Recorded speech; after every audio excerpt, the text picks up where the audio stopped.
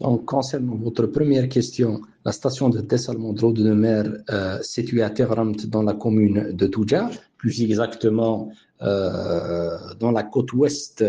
de la wilaya de Béjaïa, s'étale sur une superficie de 22 hectares pour une capacité de production de 300 000 mètres cubes jour, qui veut dire 3 millions de litres par jour. Donc, les travaux de cette infrastructure sous la supervision de l'AEC Algérienne Énergie Compagnie, le maître d'ouvrage du projet est réalisé par l'entreprise nationale de canalisation.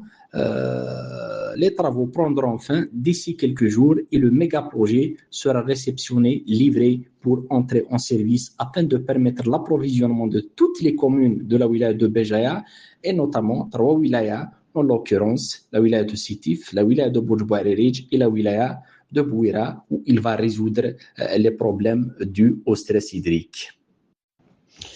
Donc, la station de dessalement de l'eau de mer de Terramt va renforcer non seulement les besoins de la population en eau potable, mais aussi l'approvisionnement de cette ressource pour l'irrigation de l'agriculture qui a un impact considérable pour accompagner le secteur agricole et répondre aux besoins de l'irrigation dans la vallée de la Soumam, à Béjaïa et à la plaine de l'Asnam, dans la wilaya de Bouira, deux régions très importantes connues à l'échelle nationale dans la production des fruits et légumes. Je souligne aussi que le secteur agricole dans cette région a rencontré beaucoup de difficultés dues au stress hydrique. On manque de moyens financiers des agriculteurs pour subvenir à cette ressource vitale dans le domaine de l'agriculture. Donc, la station de dessalement de l'eau de mer de Terramt à Touja, dans la wilaya de Béjaïa, offrira l'opportunité à ce secteur de développer les ressources liées à l'irrigation. En ce qui concerne votre question sur les mesures prévues pour renforcer l'approvisionnement en eau potable, l'APC de Touja a publié un arrêté municipal dans son contenu: interdiction de la vente de l'eau potable par les camions-citernes, interdiction de lavage de voitures, interdiction de l'arrosage des jardins, interdiction de l'usage des suppresseurs sur les réseaux et conduites d'eau potable.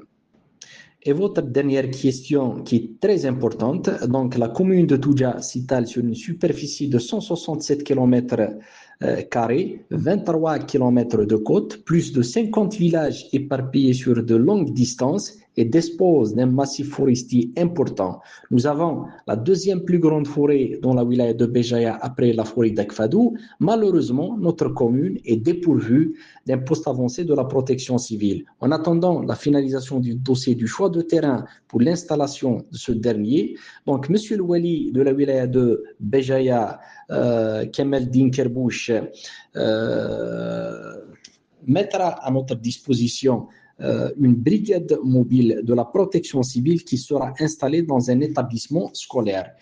et une brigade forestière actuellement en service où nous avons mis à leur disposition un local pour rester en permanence sur notre territoire dans le but d'intervenir rapidement en cas de nécessité de départ des incendies. En ce qui concerne notre administration, a mis en place un plan Orsec pour faire face